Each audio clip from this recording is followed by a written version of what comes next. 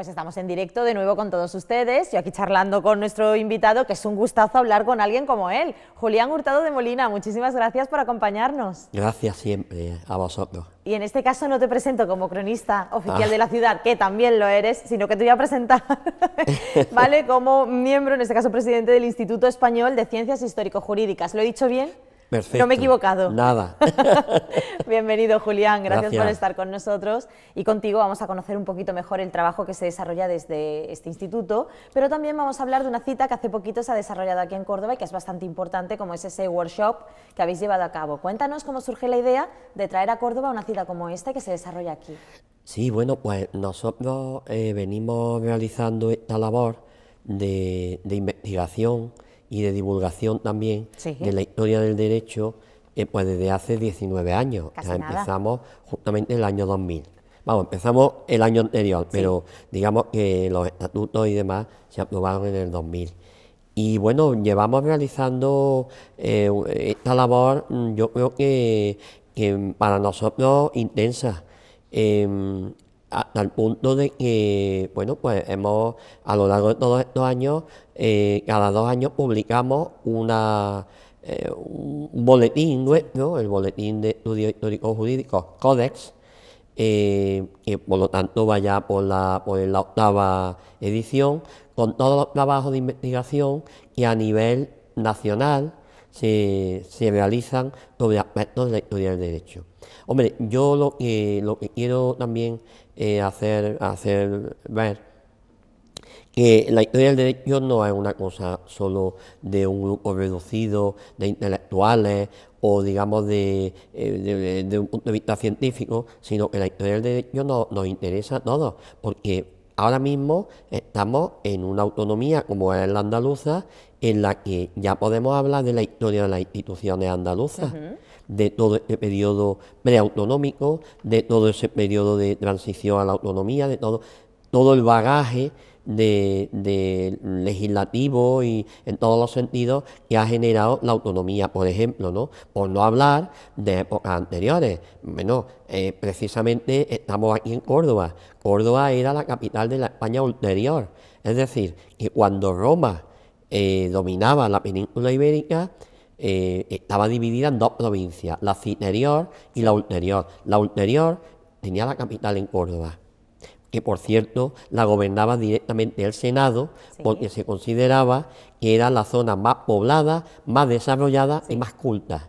Y la gobernaba directamente el Senado de Roma, mientras que la España citerior la gobernaba directamente el emperador, porque era más belicosa. Sí. Y ahí lo dejo. O sea que vamos a dejarlo ahí, Bueno, divididas. pero quiero decir que las instituciones judiciales romanas estaban en Córdoba. Y el foro de Córdoba era desde el que se impartía justicia al resto de la zona que va desde el Tajo para abajo. De modo que nosotros tenemos ya una tradición jurídica importante en Córdoba, por ejemplo, por no hablar de la época islámica, ¿no? En la época islámica el cadí mayor estaba aquí en Córdoba, justamente impartía justicia en el alcázar de los califas, en lo que hoy es el Palacio Episcopal, ¿no? Y en la propia mezquita Aljama, ¿no? Entonces, toda esta tradición de Córdoba, junto con la tradición de Granada, que también la tiene, al tener ahí lo que era el Tribunal Supremo, podríamos llamarlo, de otras épocas históricas, que era la Chancillería de Granada, que había 2 también, una en Valladolid y la otra en Granada. Bueno, pues toda esta historia del derecho, que es historia nuestra, de nuestras instituciones, estaba de alguna manera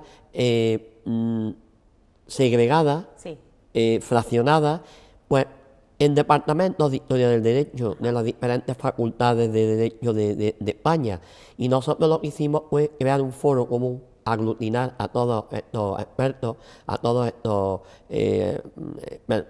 digamos, divulgadores también de la historia del derecho, en un foro común, que es este instituto, que antes teníamos carácter autonómico, era Sociedad Andaluza de Estudios Históricos Jurídicos, pero que la transformamos en un instituto de carácter nacional. De manera que, pues, hoy por hoy, pues, tenemos, bueno, hace unos días falleció Pérez Llorca, ¿no? Pues era uno de los miembros nuestros del instituto, ¿no? Y hemos estado realizando durante estos 19 años publicaciones, aparte de Sí. Boletín Codex que acabo de comentar, pues también hemos hecho publicaciones monográficas sobre diversos aspectos, llevamos ya bastante, y pues también hemos organizado 9 congresos Sí. en colaboración con la Universidad de Sevilla, con la de Córdoba y con la de Granada. Y últimamente, pues estamos ya realizando una serie de labores de carácter internacional. Ajá. Y de ahí, de esto Ahí viene viene este workshop. este workshop. ¿Qué hemos podido aprender en este workshop? ¿Qué podemos destacar de esta cita? Bueno, pues cosas muy, muy curiosas, como por ejemplo la influencia del derecho español en Alemania y la influencia del derecho alemán en España. Ajá. No me refiero a la época actual, Sí. que lógicamente al estar en la Comunidad Europea, en la Unión Europea, es lógico Sí. que haya unas directivas y haya una normativa común. Común. Y no me refiero incluso desde la Edad Media. Pues bueno, pues cosas muy interesantes como esa influencia del derecho y de la cultura germánica en España que dio lugar pues en el siglo, a principios del siglo XX, a este movimiento que hubo de importantes personalidades españolas que aprendieron de la cultura alemana. Y bueno, estamos hablando de Ortega y Gasset, estamos hablando de Menéndez Pidal, estamos hablando de muchísimas personas que en su momento pues asumieron esa corriente Sí. de intercambio cultural a través de la institución libre de enseñanza, etcétera. Y bueno, pues que demuestra que hasta qué punto este baldón que tenemos de que en España no se ha investigado nunca o de que hemos estado un poco aislados, pues no es del todo cierto. Sí. Ha habido siempre una comunicación que si bien no ha ido a un nivel, digamos, popular, pero sí lo ha ido en cuanto a corriente de pensamiento. Y, por ejemplo, por citar un detalle curioso, que en la Edad Media el derecho Sí. que se utilizaba en toda la zona del Mediterráneo español, es decir, desde Barcelona a Valencia y tal, estaba basado en el derecho sajón, en el derecho de las ciudades del Mar del Norte, Sí. o sea, porque se consideraba que era el más perfecto desde el punto de vista mercantil. Ajá. Por lo tanto, tenemos el fuero de Tortosa, fuero medieval, en el que se incluyen elementos del derecho germánico, del derecho sajón, para los intercambios comerciales de la época. Bueno, pues esto es una cosa interesante que demuestra hasta qué punto ha existido siempre una cierta simbiosis a nivel jurídico entre diversos países de la Europa central o Europa del norte con nosotros, con la Europa del sur, ¿no? Y bueno, pues muchísimos más elementos que hacen que haya, que siga habiendo intercambio entre otros países europeos y España, ¿no? Y bueno, pues en esa dinámica pues tenemos una serie de convenios con universidades europeas, Sí. entre ellas pues la Universidad Libre de Berlín y también entidades académicas como la Academia de Ciencias de Sajonia. La Academia de Ciencias de Sajonia, pues para el que quiera informar un poco lo puede ver en internet, Sí. han formado parte de ella grandes investigadores, grandes descubridores que han creado importantes avances en la ciencia Sí. a nivel mundial en otras épocas. Está considerada como una de las academias de mayor prestigio a nivel mundial. Y bueno, pues digamos que de alguna forma pues hemos establecido este vínculo de comunicación que permite pues que realicemos actividades nuestras del instituto en Leipzig y en Frankfurt y en otras universidades de Berlín, Sí. otras universidades alemanas y al mismo tiempo ellos las realicen en España. Y este workshop ha sido una de ellas. A esto le va a seguir pues en octubre tendremos una reunión en Leipzig Sí. y el año que viene, bueno, a partir ya de este año también, pero sobre todo en el año que viene, pues vamos a tener una serie de actividades conjuntas con motivo de la efeméride de Carlos V, Ajá. del quinto aniversario de Carlos V, que como todos sabemos, pues era emperador de Alemania, Carlos V de Alemania, primero de España, ¿no? Pues para de alguna manera profundizar desde un punto de vista científico en qué supuso el que tuviésemos un monarca en común, Sí. que supuso para el trasvase de ideas y de influencia en todos los aspectos, sociales, económicos, religiosos, políticos, entre el imperio alemán de Sí. la época y la corona española. Y bueno, pues a esto le va a seguir Interesante. también otros temas, pues con motivo del quinto centenario de Lutero también, pues una cosa que de alguna manera, pues hasta ahora aquí en España, pues se ha estudiado exclusivamente lo que es la reforma del Concilio de Trento, Sí. pero que también interesa, pues, compararlo con la reforma de Lutero y la influencia que tuvo incluso también aquí en España, ¿no? Reducida, pero también la tuvo. Y es interesante porque todo esto supone situar de una manera rigurosa, Sí. pues todas estas etapas de la historia de España que en otros momentos pues no han podido ser estudiadas quizás con esa amplitud y con esa visión global Sí. que da el que no solamente se vaya a tratar este tema en Córdoba, sino que se va a tratar en Córdoba, pero se va a tratar en Granada, se va a tratar en Elche, se va a tratar en Madrid, pero también en Leipzig o en Berlín o en Frankfurt o en Württemberg, Sí. en diferentes sitios. Distintos puntos. Es muy importante el trabajo que lleváis desarrollando desde el instituto, como hemos dicho ya desde hace 19 años, que Sí. son unos pocos ya, casi 2 décadas, Julián. Sí, Habrá que sí. celebrarlo el año que viene por todo lo alto. Claro. Y a mí me gustaría saber cómo es ese trabajo para que al final tengamos citas tan interesantes como este workshop que hemos tenido aquí en Córdoba. ¿Cómo decidís cuáles son los temas que se van a tratar y cómo se tratan? ¿Cómo se hace todo Sí, eso? pues bueno, todo lo hacemos desde un punto de vista, yo creo que bastante, vamos, yo lo considero bastante serio, bastante riguroso. Es decir, de lo que no se trata es de montar un chiringuito, Sí. como diríamos en Sí. términos coloquiales. Se trata de hacer cosas que sean útiles para la comunidad científica y para el avance Sí. en esta rama de la ciencia, ¿no? Porque la ciencia histórico-jurídica no es un nombre más, Sí. sino que tiene conceptualmente, científicamente, está delimitada. Estamos hablando de historia del derecho, historia de las instituciones, de derecho romano, de derecho canónico, eclesiástico del Estado, derecho nobiliario, registral, etcétera. No de otras cosas. Sí. Entonces, pues, quiero decir esto, que no entramos en colisión ni siquiera en correspondencia con otras instituciones académicas, sino que nosotros nos dedicamos exclusivamente a este área de ciencia Sí. jurídica, ¿no?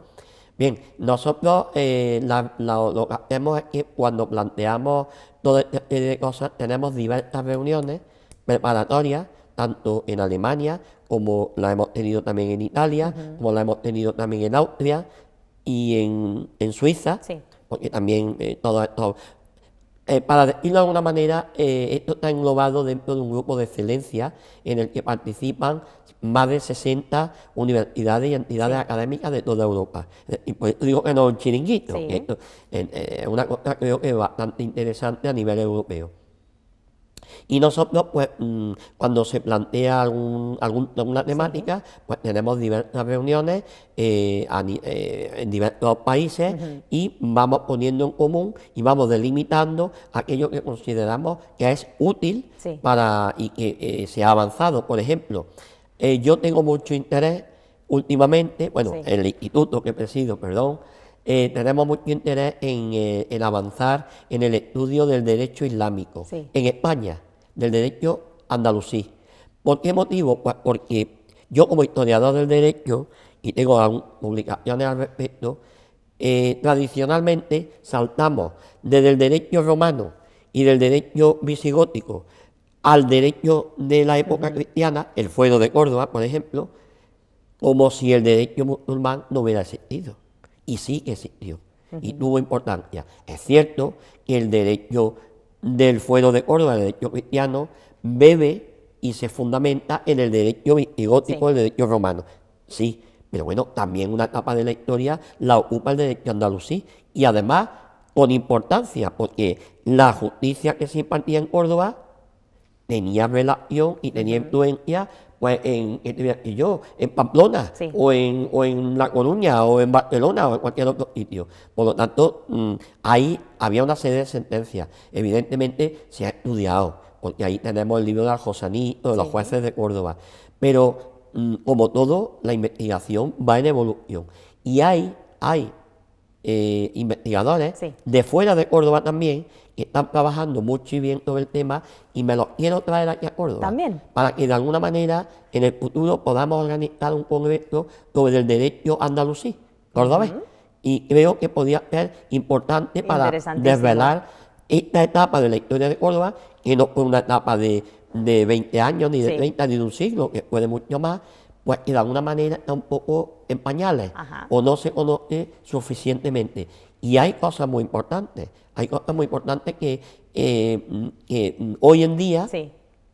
tenemos y que vienen de esta etapa, y que sin embargo, bueno, pues como que la damos por ello, pero que de alguna manera pues tendríamos que saber en la fundamentación de esta realidad en la Sí. que vivimos, y qué parte tiene que ver, pues en este caso, con el mundo islámico, que no era un mundo como el que tenemos hoy en día, la visión de los talibanes, Sí. de no sé qué, sino era un mundo que podríamos decir que a nivel de la península era el más evolucionado. Por supuesto. En las artes, en la ciencia, en la cultura en general, y también en el derecho. También. Y creo que esto es importante que de alguna manera lo vayamos poniendo sobre la mesa, ¿no? Sí. Junto con otros aspectos, por supuesto, como digo, de la También. historia del derecho y de las instituciones, porque ya tenemos las instituciones propias de Andalucía que han ido generando un derecho. Hay que estudiarlo también. Esta evolución que ha tenido desde el primer estatuto al que tenemos actualmente. Bueno, técnicamente es el mismo, porque se modificó por vía de reforma, Sí. pero en realidad prácticamente es uno nuevo, ¿no? Bueno, pues todas estas cosas creo que son importantes para que nosotros, los ciudadanos, pues sepamos un poco lo que tenemos, de dónde viene y el significado que puede tener. Y en este caso, a nivel jurídico. Por supuesto.